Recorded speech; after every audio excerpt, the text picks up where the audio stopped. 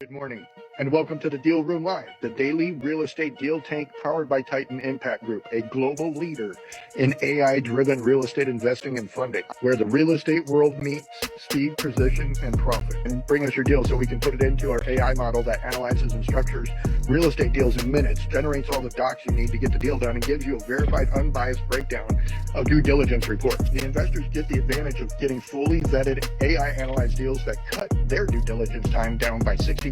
So you're in the right place. Let's open the deal room now and get into today's opportunity. This. Katya. Good morning. Dan is here. Love this. Okay, so go over and click on my name. Yep. And then go down. Yep. Down. Now go and click. So on that video right there, the live, go down just a little bit and see where it says the little arrow forward. Click that. Okay, so now what you're going to say, we are running deals live through AI. Join us now. Link is in the chat. Okay, so now what you're going to do is where it says feed, click on feed. Well, first of all, copy what you just, that's interesting because normally when I click feed, it does a drop down and it lets me post it into groups. Interesting. Oh, groups. There you go. Groups. Yep, right there. Okay, so now what you're going to do, yep, there you go. Wealth-wise women. I then just go through each and every one of them. Actually, you know what? Close out of this for just a second. I'm going to try something else. Go into the actual video. So click on the actual live. So on that. Okay, so now from here, there's usually a share button. No, not transfer. See down. Is there, see the little, yep, there we go. Okay. Did it no, it's not letting you do it there either. Okay, go back to groups and you're just gonna have to do one at a time.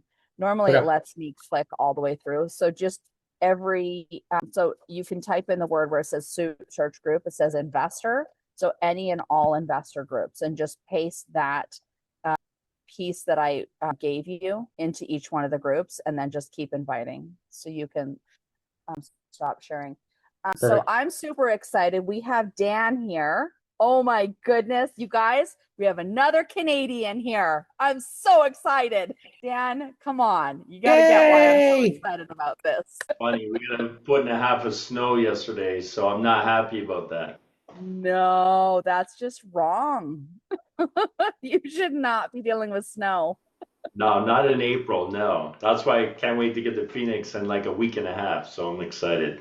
Yes, it's beautiful here, by the way. Okay. So Tommy is attempting to fix. When your boyfriend's MacGyver, look out. We're doing a MacGyver fix. Nobody puts baby in. So somebody messed with my banner. They had a great big event here last night and somebody broke my banner and didn't own up to it. So Tommy is fixing and then he'll be on screen here in just a sec. We've got several deals that were sent to us and I'm really excited to analyze them. So and several deals for raising capital. So I'm really excited about this, like really high double-digit returns on some of these deals.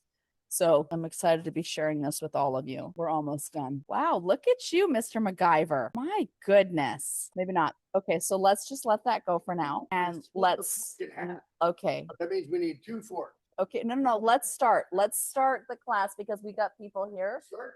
Now it's international.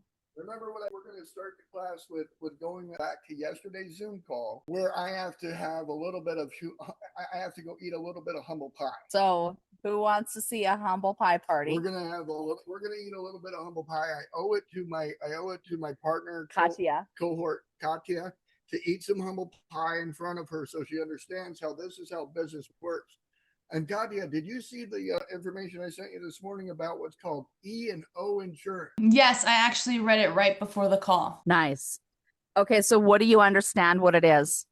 Just for everybody else. Here, I can actually also reference the exact GPT, but basically it's like the insurance, I guess, that protects you against the same example that happened yesterday. So if you're misrepresented or they don't fully reveal all the information necessary. So here, let me actually bring it up if you guys want me to. Yes, because I want everybody to understand this.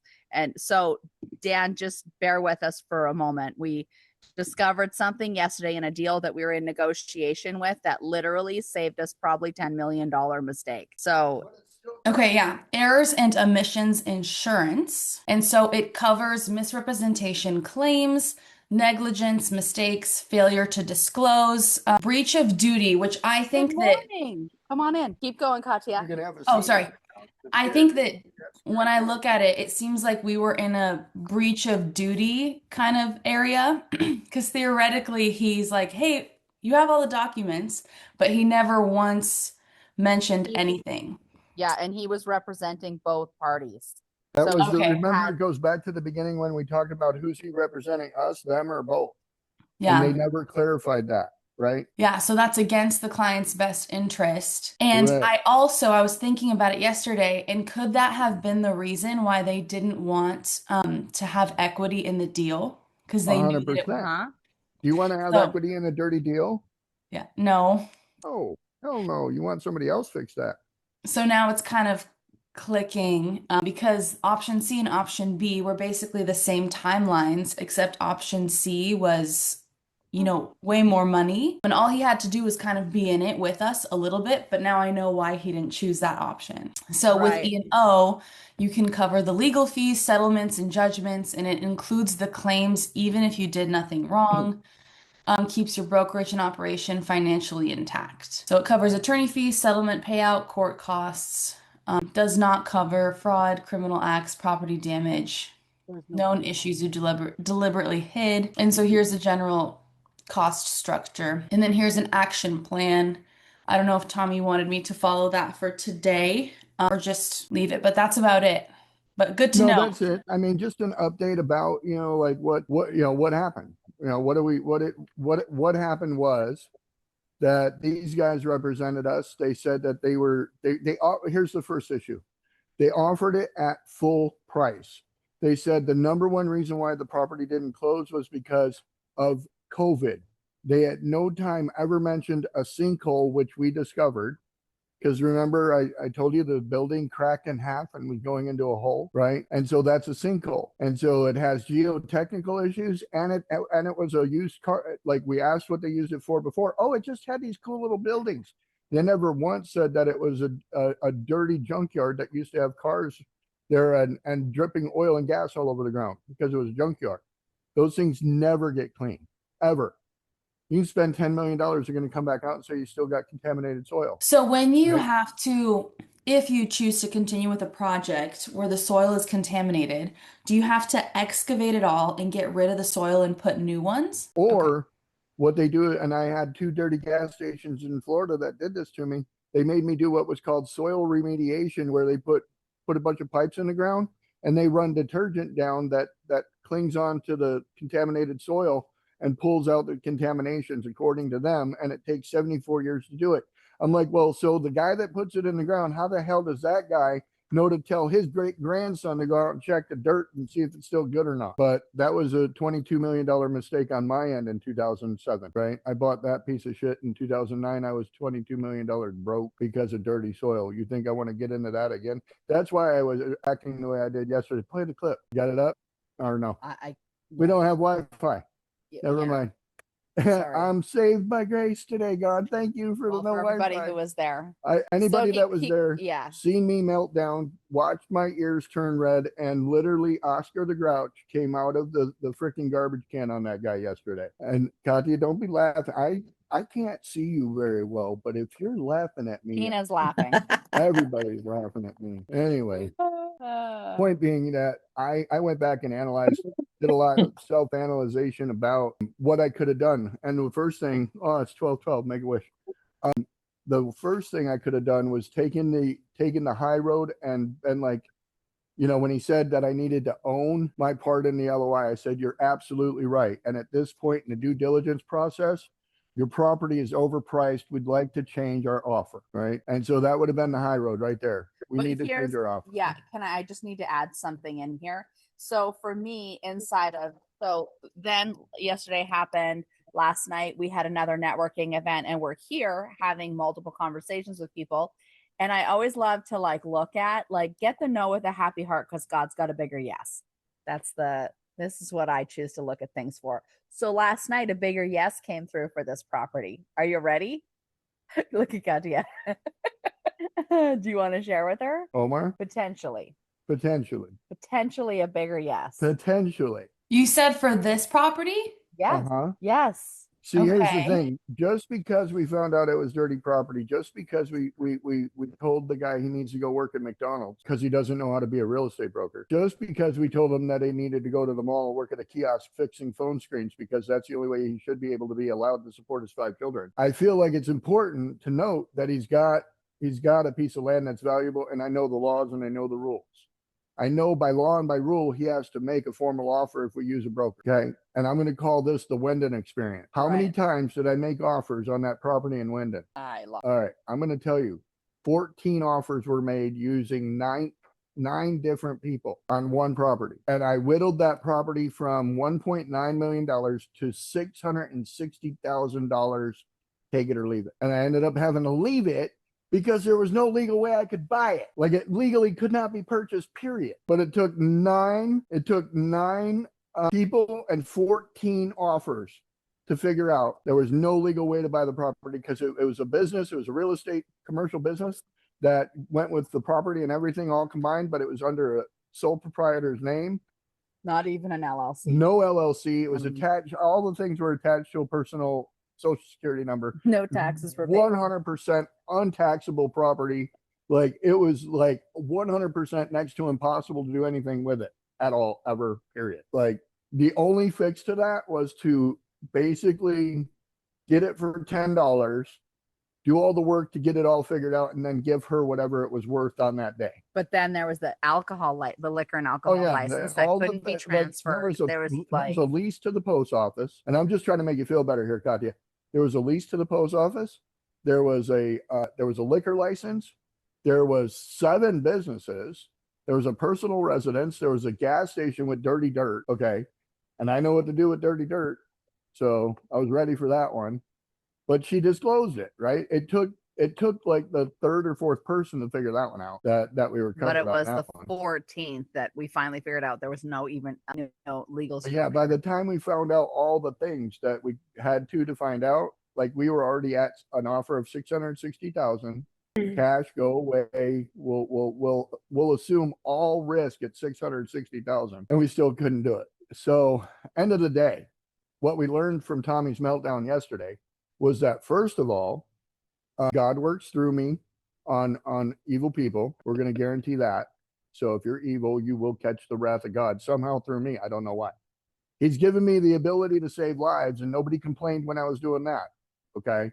Oh my goodness. Like, nobody was like, oh, you should probably not do that, Tommy. God, you're playing God right now. No, I'm not. I'm doing what he told me to do. Right. So if I bring your ass back, you can better believe he's giving me the ability to take your ass out. Oh my gosh. Right. So Ellen needs to have another offer made from another entity with full knowledge now. Listen to this. Of being able to go in there and negotiate appropriately and say, hey, listen, we know the property's future value is based on multifamily, but we cannot buy it at that rate, knowing that there's been a used car lot here. It'll never be able to have housing on it, ever, period. End of discussion. No matter if you do $10 million or $100 million worth of dirt excavation, they'll never let you build a multifamily housing there, period. And the sinkhole, strike 2, never going to happen. So with that in mind, your property's worth $500,000 an acre times 5.589 acres makes our offer somewhere around $2.5 million. We'd be willing to give you $5 million, but if it comes back that the soil and the dirt cannot be remediated, our offer is 2.5, and you will accept that offer or be taken to litigation in court for trying to sell some dirty dirt to the community. And the EPA will climb so far up your ass, you will end up paying $50 million to get it cleaned up over the next 78 years, says a guy that had to go through that on 2 gas stations. So there you go. Play with me. But it gets better because Omar's going to make the offer, and Omar's a guy that's wanting to build a battery recycling station where it doesn't matter if you clean the dirt. He's just going to make it dirtier anyway. How cool. right? So Get to know with a happy heart. So if you have dirty dirt, can you still build whatever industrial?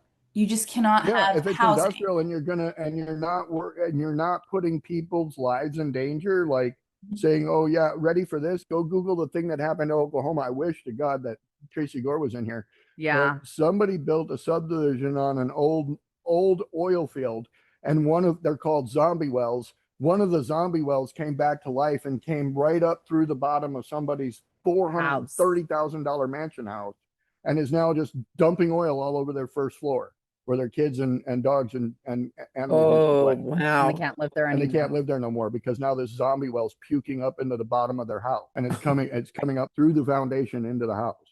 Wow. So yeah, so that right there is an E&O. Those people got to go back and try to sue the E&O insurance to get errors and omissions. Oops. By the way, we've got a genius in the house. Alyssa is here. Whoop, whoop. So Alyssa is in the private jet industry. Anybody want private jets other than me? Me. I think we got quite a few of your client avatars in here. The guy down here in the red shirt, though, he needs like a private jet fleet. So that's Roman. And Dan is actually up in Canada. Super excited to have him here. He's the one. So here's what I love about Dan. He is a who that knows how in my world to have all my Canadian investors be able to come and invest in all our deals. Whoop, whoop. So I'm really excited about this. You've been a mortgage broker, right? Yeah, I've been licensed mortgage broker, only dealing with real estate investors for 26 years. So if you got a deal, I can finance it. That's the thing. And in Canada, this is a really big thing. Like he is like talk about a 1%er. Yeah, he's very, very rare that he actually knows how to do it and has been doing it this long. And more importantly, knows how to cross the border and help Canadian investors invest over in the US. Because let me tell you, the Canadian economy right now, all the Canadians are looking for how to get into investments in the US because we're crushing it and they're not. So again, capitalism, socialism, that's a whole other thing that class that Catherine will do. And again, this is stuff Canadians can say that white people from America can't. So like, I know, eh? hey, but Balake, don't ever talk like that. Do you understand? Okay. You're from California, bro. You might have a pass, though. If you dye one side of your head pink, you might be able to talk like that. Oh goodness. Okay. So what are we drawing here on the board? So what we're doing is we're gonna let's talk to Dan and really quick. Then. If anybody has any deals that they're ready to run, I'm running one right now, and we're gonna bring you up. We're running one right now. Blake got a response from Blake, you're on deck. From that Sounds industrial property down there, right? Didn't we? Blake, come in, Balake. talking to you. No, I'm here and I'm listening. Sorry, I got a call going on right now. I can hear you.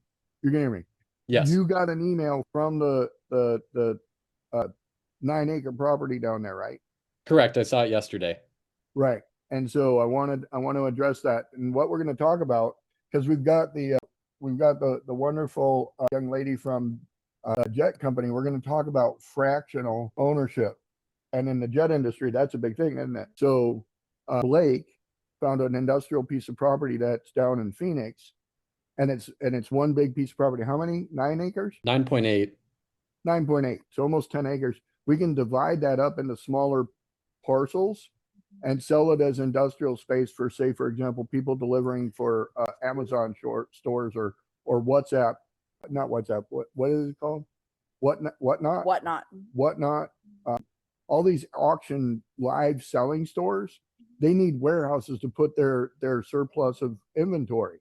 So we could build on this fractional piece, 10,000 square foot buildings, and sell these lots for somewhere around $900 to $1 million with the building intact, and we'd be below market. But the way we're going to structure to buy it, I think it's at 8.5, Blake? Yeah, 8.5 million. So at 8.5 million, if we divide this up and plan to build these out at $1 million a piece, and we've got 5 of them, I got to figure out how to map it. But if we did each one at $1 million a piece, we're not making money, right? So the fractional part of that kind of slides away. But where we know is if we don't actually build it, if we don't actually build the building, and what we do is we just sell it based on the square footage, and the ability to put a building there, now we can increase the value of the property, right? And I feel like that relates over to the fractional of a jet, because I've done some research on it. They can sell a jet. I think, let's see, this is going to be a really piss poor example of a jet, but if you made this into let's just say 10 pieces, that jet into 10 pieces, you're probably looking at getting somebody to invest about $2.8 million a piece, because the jet costs $28 million, right? And so to just cut it and break it even, that's where you would be at. They still got to pay for the flight and the gas and all the stuff, but they get the write-off of the jet by investing the $2.8 million. Now, if they did that on if they were able to do that on a jet that didn't cost $28 million, but cost $8 million, the jet company makes a lot more money then, right? So if they bought it at 8 and fixed it up for 2, they can probably make it worth 28. And what that does is creates an $18 million spread. And so that is what would then be used to pay back investors that helped you get this done. And if you did that and multiplied these jets by 10, which you're a charter company, you should want to try to have as many options as possible, right? And so this is an example to Blake of how do we make this worth more? And it's by putting this part of that together, by building these out as pad ready, and then offering a financeable way to get into it. We can actually sell these things for closer to $2 million, because we're making it easier for them to get in and get on it. And so by doing that, you're able to increase the price of it. Instead of it becoming a wholesale, you value add it to the point it becomes a retail. And so an example of this is there's actually somebody online teaching people how to make easy money. It's called like Easy Money TikTok channel, right? The guy says, go and start a what's called a ghost kitchen, take pictures of Wendy's hamburgers wrapped in craft paper and tied with twine on a really cool backdrop, and say it's a $30 burger delivered to your door, plus delivery fees, of course, because you got to get it on Uber.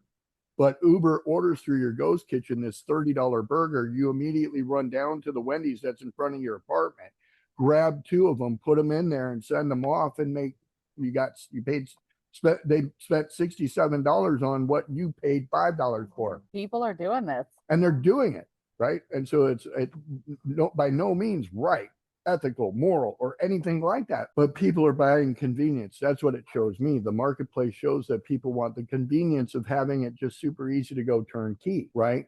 And so when we look at the fractional jet model, and we're able to understand that you're able to give them the depreciation and all the things to do that in that ownership model. This is how things like Turo got started, Uber got started.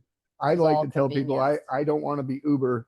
I want to be Lyft. And people are like, why? And it's like, because as Uber, people still use me as Lyft, but they call me an Uber.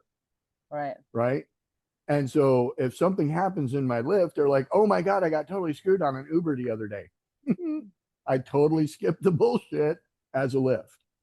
Right. And so not that I want to, but I'm just showing you the benefit to being second to the race is that, you know, people don't say I'm going to Lowe's. They say I'm going to Home Depot. And where do they end up? The Lowe's parking lot, right? Because there's more Lowe's than there are Home Depots. But Lowe's don't care if you call it Home Depot. They know they're going to make your money, right? Kleenex, they're not Kleenex, they're tissue. Everybody tracking? So back to Blake's property here. What I was analyzing was, if we raise the capital to do this, they want almost $10 million to get this done, right? 8.5. If we can work a deal with them to give us some leeway on it, because to my understanding, what I read was that this is a private equity fund that owns it, and they need to exit it so they're shutting down their fund. Right. Their fund is closing is what it's called. Yeah. So we're going to go in and do they're not looking to get a recapture. What we would do is we're going to do a little bit of research to find out how much they originally paid and what they would recapture or capital gain on, right? So here's how you become strategic in your offer. Find out what they paid for it, and how you do that is you go and ask Deal Hunter. I can't run Deal Hunter today, Blake, so you got to get. You got to get. No, I can pull it up. No, Blake can pull it up, and we can run it off his. Blake, can you share your screen? But I'm going to give them a list of homework So I'd rather just let him do this and bring it back Monday. Got it.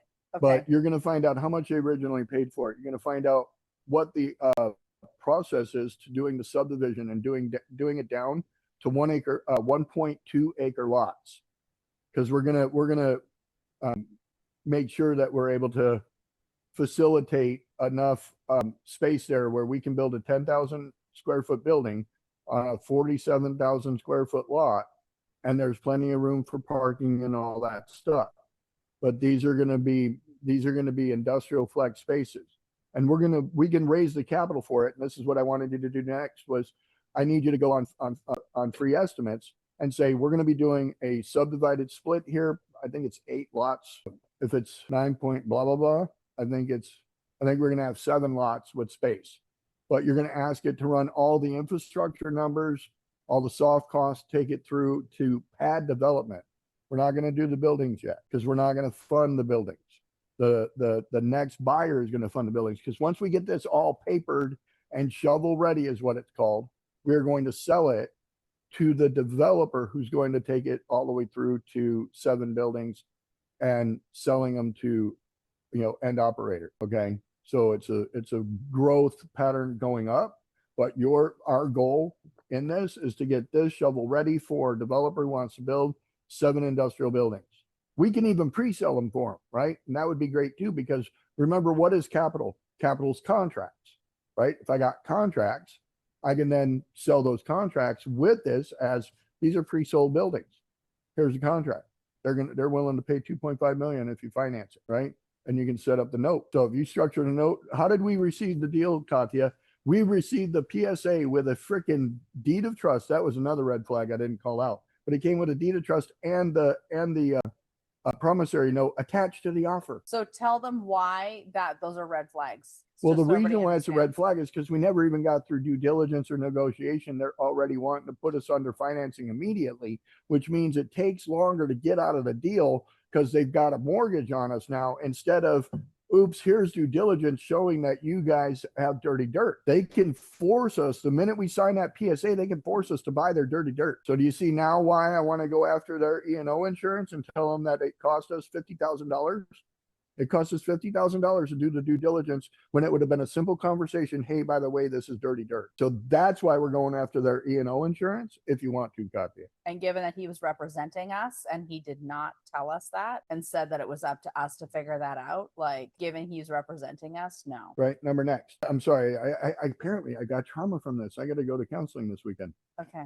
I'm so sorry for traumatizing you, Tommy. Funny, it wasn't you. It wasn't you. Ready? Catherine said that what happened yesterday was I turned into the LandShark that when Telegram, Candygram, Didn't you guys Pizza Man that yesterday? and then literally he's like, he just opened the door. He's like, come on, you got to take some ownership too. And he opened that door and I went, sorry, bro. Really? What I was talking about is if you Google YouTube LandShark, there's all these skits on it, and it's a Saturday Night Live skit. A lot of Saturday Night Live skit is based on Saturday Night Live, apparently. Okay. So if I stand here and go, you know where I get that from. But then you got to do this. You know where I get it from. Oh my God. All right. All right. Anyway. Okay. So are we done with this? We're gonna get shut down again. We got shut down the other day because we showed that clip. No more showing LandShark clips. Okay. Anyway, Blake, your homework is as accordingly. Did you catch it all? Blake? I have it all. I'll get it done. Any questions? Cool. Good. All right. So Monday you'll come back with that done, and then we'll do the rest. Roman's got some news. Oh, Roman. Okay. What's the news, Roman? What happened this morning with the we run ads on Facebook for septic tanks. We clean up the shit, basically. Literally. So our septic tank company got our construction company we just launched got our first contract today to go down and do an inspection. So look at you. He pulled up, like I sent them the lead. I was like, here, get this thing signed up. They came in through him. He ran free estimates on it and sent them the lead back and said, all right, you're looking at $35,000 fix. And they're like, oh my God, can you come down and make sure it's not going to cost any more? He's like, yep, $1,500 for an inspection. We'll come check it out.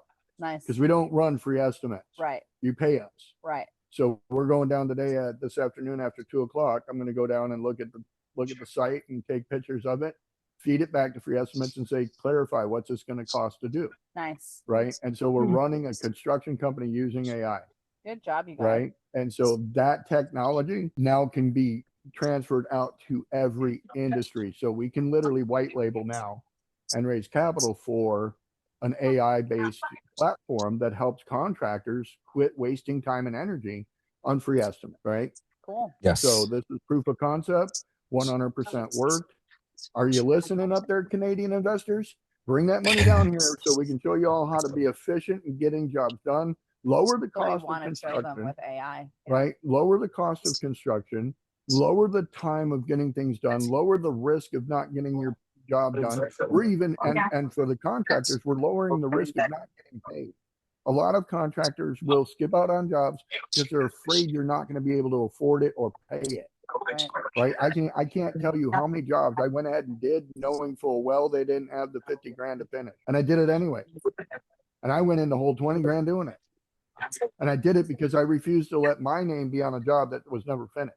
Right. I always finish what I start, but there's not many contractors out there that do it because they're afraid of, like, they won't spend their own money to do it. Right. And so if we had a system, what I call the system we've come up with, Roman and I, it's called electronic document management, an EDM system. And what we do is we create this blockchain system so that homeowners and contractors can have literally a blockchain experience on their project. The homeowners guaranteed to get the work done, contractors guaranteed to get paid. It lowers the tension and all the bullshit by 20-30%. And it makes everything come out faster, easier, better, because these two variables are eliminated through just a document management system. So and it also secures the with the prospectus client, that we cut down the losses of them taking the work somewhere else or taking your estimate, taking it somewhere else, which is fine, but you're gonna pay for an estimate. Here's the estimate. Like we did on that framing job the other day, that they didn't have an estimator. It's like, well, I'll do the estimate for you, and I can either get you on a monthly plan or I can do it per job, however you want to do it. And that's the fabulous part of using AI with the free estimates part. But other than that, too, we got a couple other news with the municipalities, and but I'll let Tommy take over and go over whatever conversation. I think, is it Omar? Was that the person that was going to be introducing or going over some government? That goes back to Katya's deal, which we talked about. I don't know if you jumped in, but Omar wants to build out a battery recycling plant, right? And he's thinking that it's the equipment alone is going to be somewhere around like 2 million, 2.5 million. So with the site that Katya had, we know it's dirty site. We can go down and make that offer at 2.5 million and tell them, that will go to 5 million if they will carry the other 2.5. But if they just want a flat cash offer, we're only offering $4 million. We know they will. We already know they'll take 4 million, right, Katya? Yes, but so they'll still be able to. They'll still be willing to do the deal? No, not with us. No. With Omar. So it would be with what's his name, Omar? Recycling guy. So hold on. Yes. Okay. Let me back up like 6 duck steps. The OnlyFans model from Mexico down there, Roman, he's going to step in now as the guy making the next offer on the property. Okay. Right. And so we're gonna wait about 3 or 4 weeks, and then Roman's gonna pop in and say, hey, I'm interested in this property for an industrial use, and they'll be like, oh, we want to do multifamily. Roman's gonna be like, oh, that's great, but I've already done the research and I know that this site is actually contaminated because it's listed on the EPA that way. So we're going to make an offer based on it being industrial. Are you willing to take an offer back to your client, or should I get my broker to make a formal offer that you legally have to present to your client? And I'm going to actually ask that you give receipt of it to us so we can make sure you actually gave it. Okay, I understand. Gotcha. Right. So then Omer and Roman is Golden Globe Wholesalers. And so Golden Globe Wholesalers is going to make that offer. Omer is going to work with us as Titan Impact Group. You're going to remain the sponsor on it and help Omer get into that property as the battery recycling operator. Okay. So what we can do is actually tie those two brokers, because they're going to want to know what we're doing. We can tell them, you have to sign an NDA to find out, because at the end of the day, like putting a battery recycling plant right there, nobody can tell us no. Like the city can't stop us. The zoning is 100% approved for it. And this can include any type of like lithium, any kind of mineral based battery, right? Correct. And these are all lithium based batteries. And having one here in Phoenix is 100% makes 1000% sense. And we don't have to worry about noise down there. We're right next to the highway. Like all the things are perfect for a battery operation like that. But the dirt is only worth like at tops $500,000 an acre, and we can prove that through comps. We bring them the comps and say industrial land is only going for this, especially when it's dirty and needs to be cleaned up. And so they can't fight against that, right? And so Okay, that understood. I feel like that's the way to go about doing that with Omer and Roman down there. So Roman had some good news, but he also added to it some other aspects. So I forgot we were going to talk to Omer, but we can lock Omer into that. Because again, for Omer's project, we need to focus on it being more than $10 million. He thinks it's only 2.5 for the equipment. So then we double that. Yeah. And then we buy the land at 5, that's 10 million right there, right? And these are just soft numbers we're throwing around. We'll probably go up to 15 million because I still feel like that property is worth $15 million with something operating on it and a business, function. So with what Omer's talked about as far as his, investment, the return on that investment off of the rare earth minerals that these things produce, it'll be, quite extensive.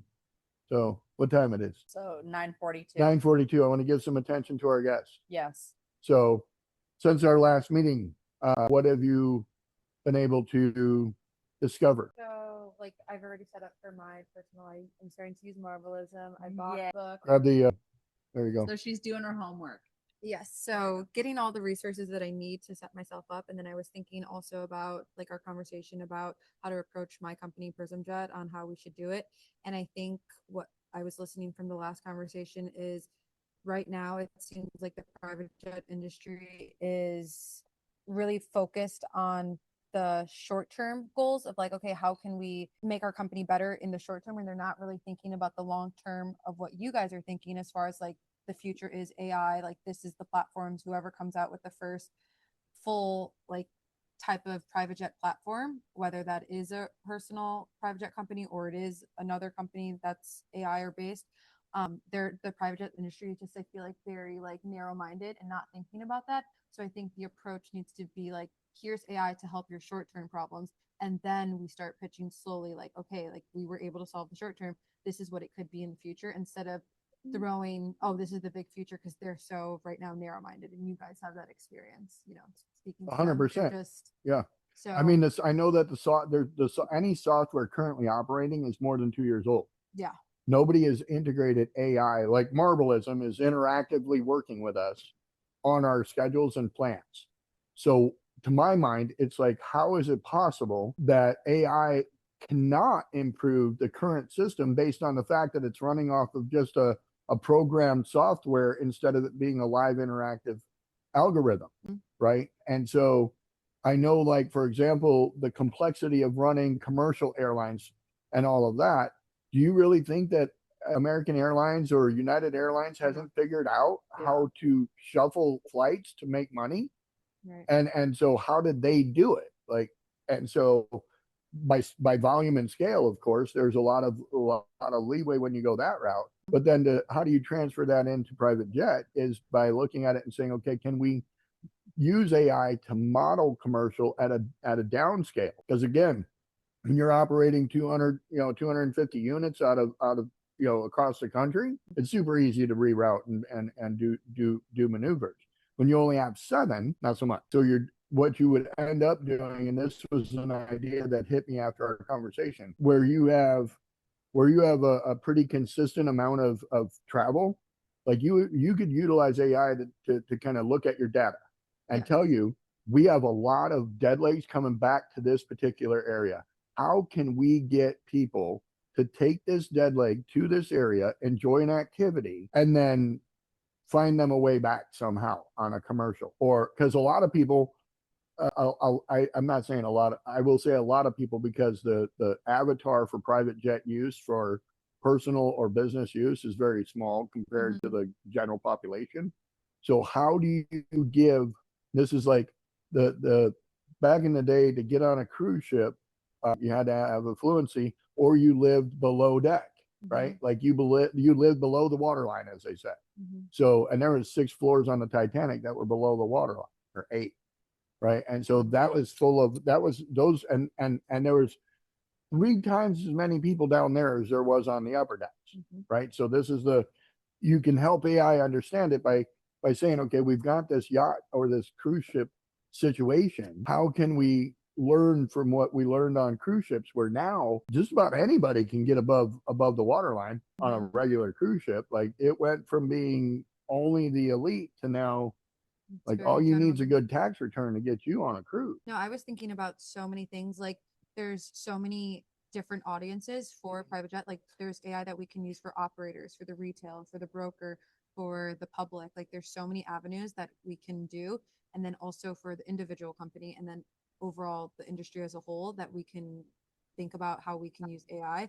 And just from like thinking about it from what you're just saying now, is being able to utilize those empty legs, look at them and say, okay, this is the amount that, and then figure out what you're saying, this is the cost of it, but then here is how to get back on a commercial flight. So it does the whole thing for you. You got to figure out how to solve their problem all the way around in order to get them to buy the beginning of it. Right. Right. So, and to that point, that's what we're doing here with this property, right?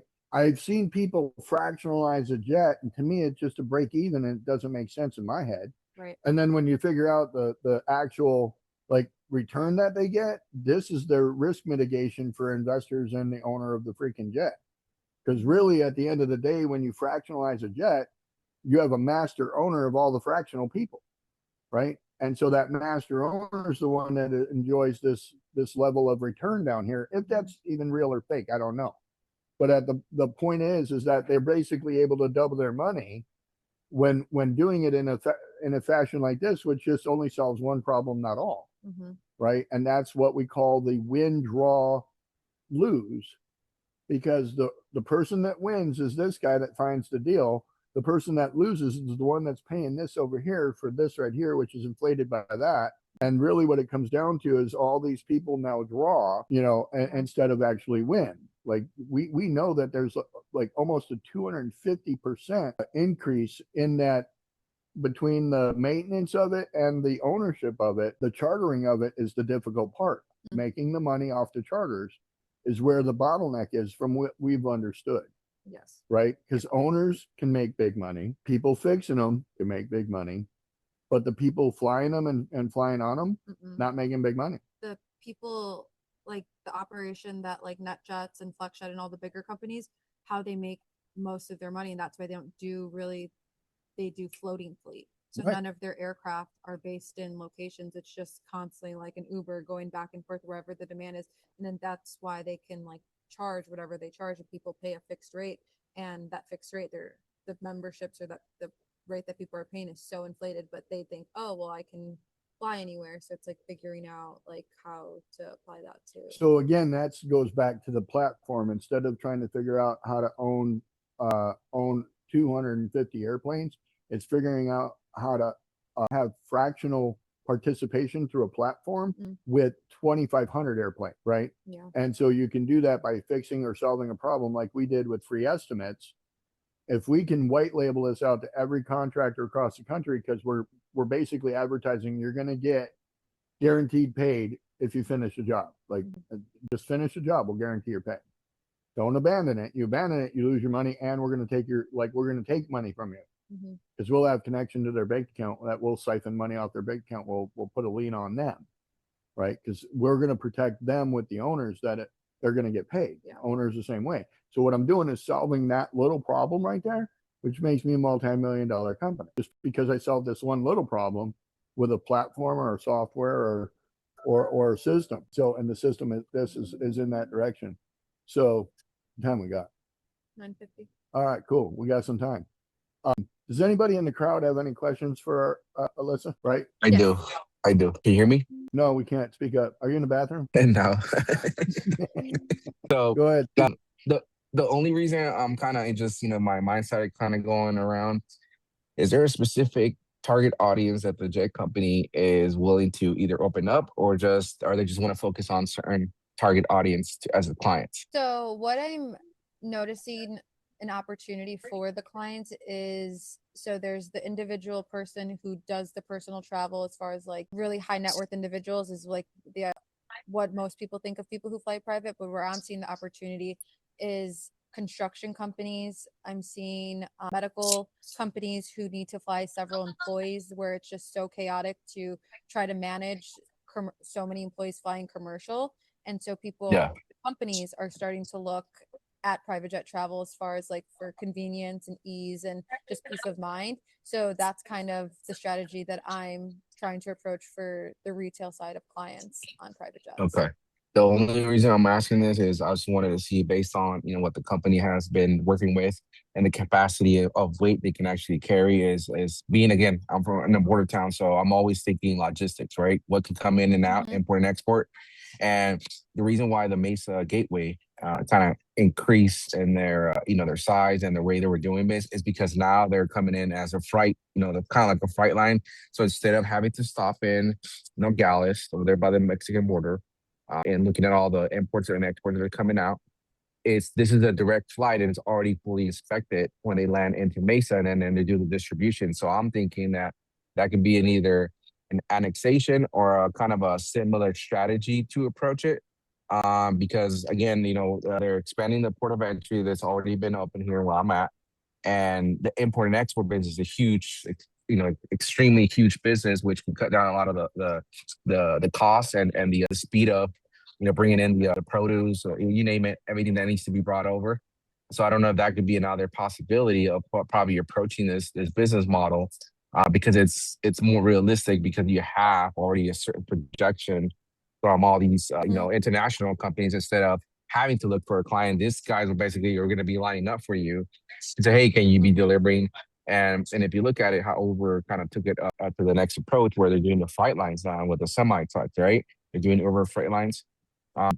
This could be another source that can also be kind of added into this space of this world. And again, the reason why they're doing this is because they see the potential of the freight lines, instead of having to secure, a driver, a freight company that sometimes they don't have. And I'd rather, secure my freight, my load, and I'm taking it, they're cross country or whatever they're going to go. Then that's how they're actually operating the business part of it. And I think this could be a good potential to do it more on the logistics side instead of regular, clients. If there's potential to do it during clients, I think that kind of be a smaller, niche that they're gonna kind of be working at. But I see it more. I don't know. That's just me speaking. I don't know the full details, but it could be another source of, of great income coming in, and that people are gonna be wanting to kind of jump on this and do kind of like a freight, of a logistics jet plane company. To speed up. That's a really good point. There's just like, again, putting the strategy and approach to pitch that to private jet companies, because right now, like just from my experience of like the company that I work at, they really just want to focus, and they're so like pigeonholed, or like they're so narrow-minded to like say, oh, we only want to adhere or like listen to, like we only want to have luxury rich people flying our planes. That's why our planes are nicer. That's why but there is so much opportunity to just, buy a plane where you can, use that strategy and use it for free. And so here goes a question, if you don't mind. Do all your flights have cleaning crews that come in and totally detail these planes out right after every flight? Yes. Do they feel like that the rich people are cleaner than poor people? Yes. So I would love it if you would take them back a study that shows rich people are 100% sloppier than poor people, because poor people get on that plane and they literally will just sit with their hands in their lap, look around like they don't belong there. Right. Right. More often than not. Right. And the study of that can be done in a way they can make money proving that. So to your point, and Roman, thank you for the questions. To your point, this is what I think they're missing out on. Like you mentioned some things and I listened to it, but these are the avatars that you could literally use to schedule on the deadlines. So the first one, like Roman said, find out what goods are in that area that need to come this way, right?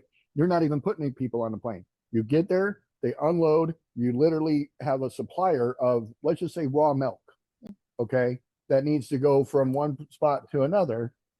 And that raw milk can then be loaded on the plane ship. When they get wherever they're going, they unload it, and then it goes into maintenance. Done. So you could actually load goods. I only use raw milk because it was something that I seen on my feed, but it could be documents, right? You could courier documents. You could courier, like say there's a big golf event. They're all flying on that plane. They spend a lot of money to get their clubs on the plane with their baggage. If you took everybody's clubs on the plane and brought it to the local airport and dropped them off there, then they got off the plane in Phoenix, came to Scottsdale, picked them up and left. Now you're doing golf clubs, right? Right. Just goods. How do you do the goods, right? The second thing, workers. You mentioned workers. We've talked about blue collar workers. Like if there's a blue collar worker 50 miles away from a private airport where they don't have to go through a 2-hour drive to get back to the main airport and go 2 hours through security and just to catch a 90-minute flight back home.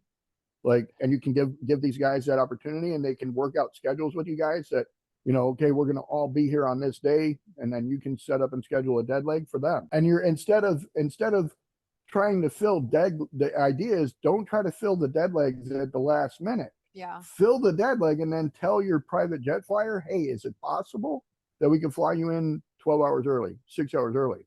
Ask them to be movable, because I guarantee you, those people, us, right? If we're like, well, we want to get there at 6, but if you tell us we can travel for This sucks. a little bit less, because, you know, if we can save $2,500 on our trip to travel 6 hours earlier, hell yeah, because you're trying to cater the dead leg to one of these people. That's where it makes sense, right? So the medical workers, doctors, nurses, all that stuff, find the local hospital where you're always flying to. Like you did the homework and discovered you fly to Westlake, Utah all the damn time. Go to Westlake, Utah, and you say, hey, anybody living here, go back to Phoenix, working here, go back to Phoenix, and find those people. And all those people that live in Phoenix that need to come back to Phoenix, you say, hey, these are the days we're posting our dead legs. If you want to go back to Phoenix, jump on board, right? And it's kind of like catching a plane ticket or a train ticket, you know, out of town real quick, right? Offer the vacation is the next thing, the third space. That's what I call third space. Third space is a shift over. They do this in Orlando all the time, where you go to Orlando, you want to go to Disney World, you walk into a Denny's, a IHOP, or anything like that. They say free tickets to Disney, 4-day pass, right? You go over there, you fill out the information, find out that you got to do these tours that last about 4 to 6 hours on a freaking on a timeshare down there, and you got to listen to their timeshare speech. They do what's called a third shift, okay, or a third space. The third space is, okay, too many people signed up for the program, but what they need to do is shift you over to another timeshare, okay? And so this is where you're like offering people the opportunity to just fly up, and this is where you're tying them back to a commercial flight back. You're putting them on a train to go back. You're creating the experience for them regardless. Yeah. Right? And you're saying, hey, we have these vacation packages that pop up once in a while. Fly from here to here, and then we're going to set you up on a train ride from here to here, and then you'll end up back over here to here. It's a 4-day thing. The next thing is the adventure. That's kind of what I just described. You're setting them up on the adventure. The family travel, like showing that if they buy a dead leg for, just say, $5,000, and they can fly 9 people, now you divide 9 into 5, showing them that it's cheaper to fly that private than it is to take 9 people on a commercial, right? And then you've got the round back for drivers. You find truck drivers that have deliveries in that area. You go, where, can we get you back to a metro, and then you can take a plane back? Because most of these guys, they got to find another vehicle to take back or get on a commercial and fly back, right? So these are the 7 things that I thought of just in conversing with you from the last time, that these are the avatars that you can probably take a look at. What time we got? We're at 10:01. Did everybody have a good week? Yep. Good. Then go have a great weekend. I'm going to wrap it up with a prayer. Heavenly Father, we thank everyone for the blessing of this day and the blessing of the life that we have. We ask that you continue to bless and guide us and help us to get all the things done that is in your will. In your name we pray. Amen. Everybody, see you guys on Monday. Blake, I think we should probably get together this weekend about the Facebook stuff and the social medias and understand where we're at. I went on Catherine's social media this morning. She has absolutely no posts. Just live after live after live. Right. Titan's getting all the love right now. So we want to start making sure that Catherine's page is getting love too. What is wrong with this thing? Thank you for coming. guys bring your deals on Monday, and we're going to keep rolling through them. We've got more to do. On mute. You muted. Sorry, the microphone. So I just said, Dan, thank you for coming. Thank you all for coming. And Monday, make sure you bring your deals because we're going to run more. We've got meetings we're going into this weekend. We're going to be able to run those with you on Monday and show you all the fun things we discovered on how to add more commas to bank accounts. So have an amazing weekend and can't wait to see you all Monday. Bye, everyone.